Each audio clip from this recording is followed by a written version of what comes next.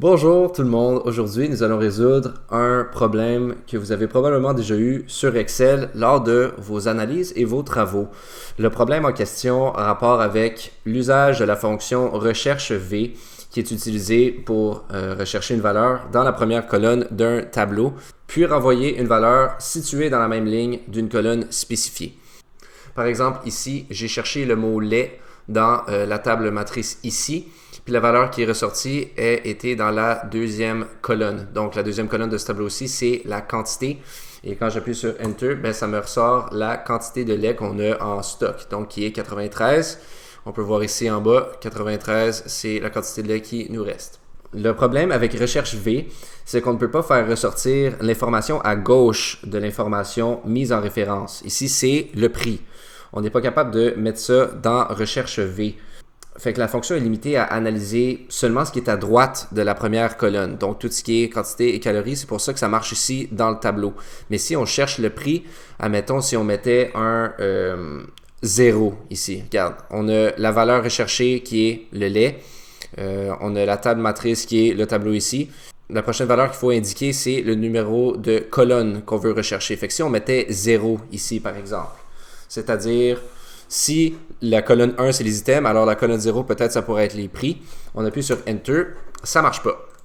Donc, si on essaie de mettre moins 1, parce qu'il y a certaines formules qui utilisent ce système-là, ou que on peut dire à Excel qu'on recule d'une colonne en indiquant, en indiquant moins 1. On peut mettre moins 1 ici.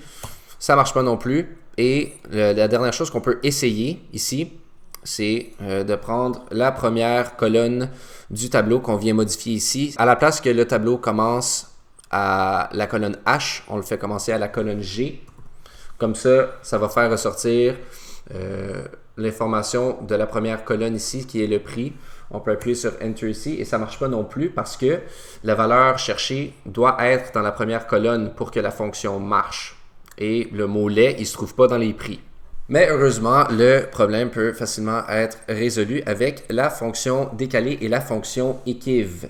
La fonction equiv, ça sert à chercher une valeur spécifique dans une plage de données. Ça renvoie le numéro de la ligne où la première correspondance est trouvée. Donc, admettons, on va l'écrire ici, equiv. Là, on cherche la valeur lait. On met une virgule. On prend le tableau de recherche qui est nos items ici. Et on va mettre de type, là ça dit les types ici en bas, ça peut être inférieur ou supérieur à, mais ça n'a aucune importance. Nous on veut vraiment la correspondance exacte. Fait qu'on va mettre un 0 ici et on ferme la parenthèse. Donc ce que ça a fait ici, là c'est sûr que ça donne un signe de dollar parce que j'ai déjà formé, j'ai mis une mise en forme sur la cellule en tant que telle. Mais ça en fait, si je suis capable de mettre ça sur standard, ça veut dire qu'avec la fonction equiv, dans le tableau qu'on a cherché, le mot lait apparaît sur la 8e ligne de ce tableau-là. On peut compter ici 1, 2, 3, 4, 5, 6, 7, 8. Le mot lait y apparaît, donc ça ici, ça veut dire que c'est la ligne qui correspond à l'item en tant que tel. Ce qu'on peut faire à partir d'ici, c'est rajouter la fonction décalée. Bon, je vais vous expliquer comment ça marche rapidement, je vais juste l'écrire. On va ouvrir ça ici. Et je vais mettre la cellule de référence qui va être le prix ici. Je vais ouvrir le menu de la fonction pour vous expliquer en détail ce qui se passe. Donc, la fonction décalée, ça fait un peu un effet dégradé. En ce moment, on est situé dans la cellule N13 ici. Mais dans la cellule N13, on va commencer avec la référence qui est G10. Fait qu'on commence ici, dans l'icône de prix. À partir de là, on peut dire à Excel le nombre de lignes vers le haut, vers le bas qu'on veut bouger, ou le nombre de colonnes à gauche, à droite qu'on veut bouger. Il faudrait que la valeur ici soit négative. Si on veut bouger vers le bas, il faudrait que ce soit positif. Pour les colonnes, si on veut bouger à la gauche, il va falloir que ce soit une valeur négative. Si on veut bouger à la droite, il va falloir que ce soit une valeur positive.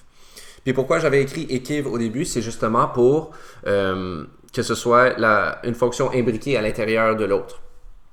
Equiv ici, ça m'a permis de trouver le numéro de la ligne sur laquelle le lait se trouve. Donc, avec ça, c'est que ça veut dire à la référence de bouger 8 fois vers le bas pour justement trouver le prix du lait, qui est ici 2,10 $.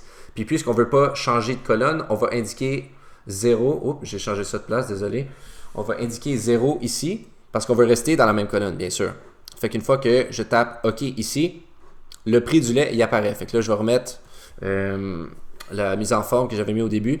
Et on voit qu'on a trouvé l'information qu'on avait besoin, même si c'était à gauche du tableau de recherche, là, dans recherche V pour quantité, recherche V pour calories.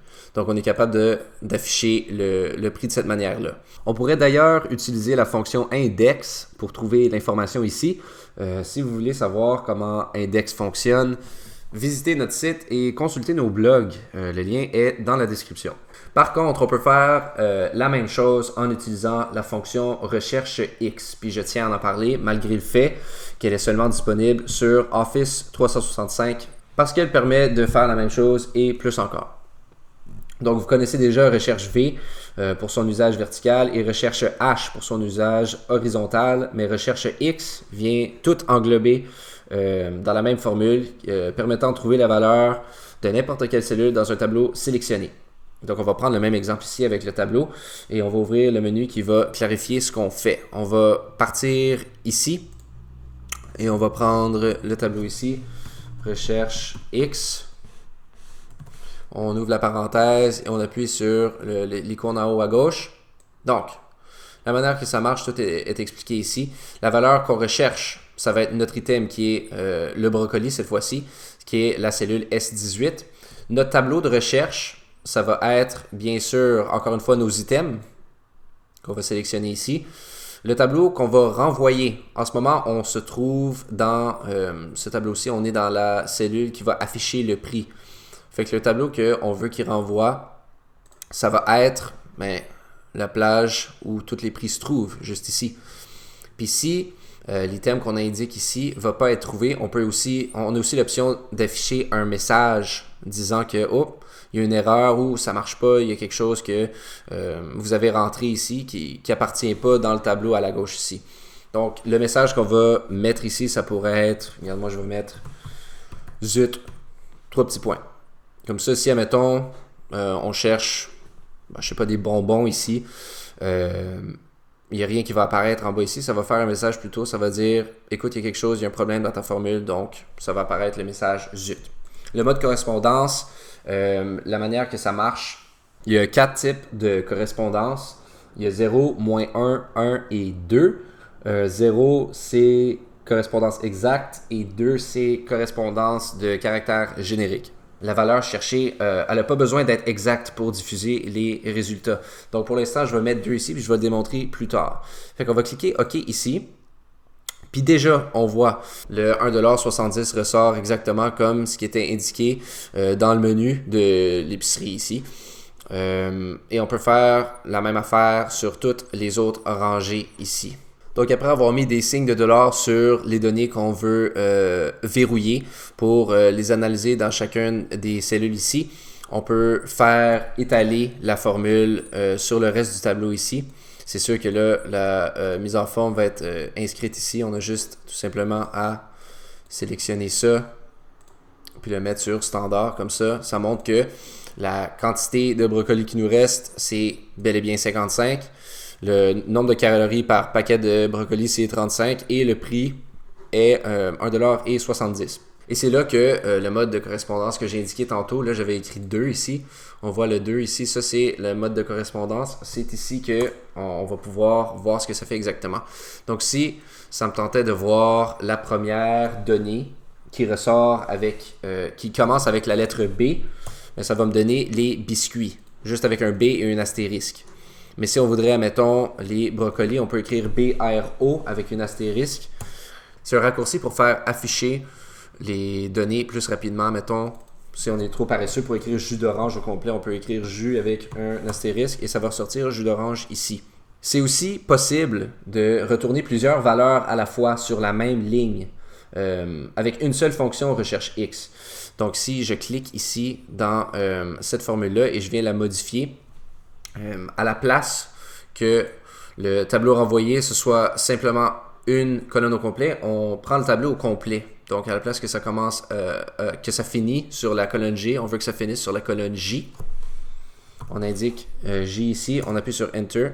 Et voilà, la ligne au complet, elle ressort. Peu importe ce qu'on met ici. Serré avec astérisque. Et l'entièreté de la ligne sort. Et c'est tout grâce à la recherche X dans cette cellule-là ici. Si on double-clique sur ces cellules-là, il n'y a rien dans les formules ici. Ça apparaît quand même, peu importe. Donc, voilà pour cette vidéo. J'espère que j'ai été capable de régler certains problèmes. Et pour en savoir plus, dirigez-vous sur notre site internet. Le lien est dans la description. Merci et à la prochaine.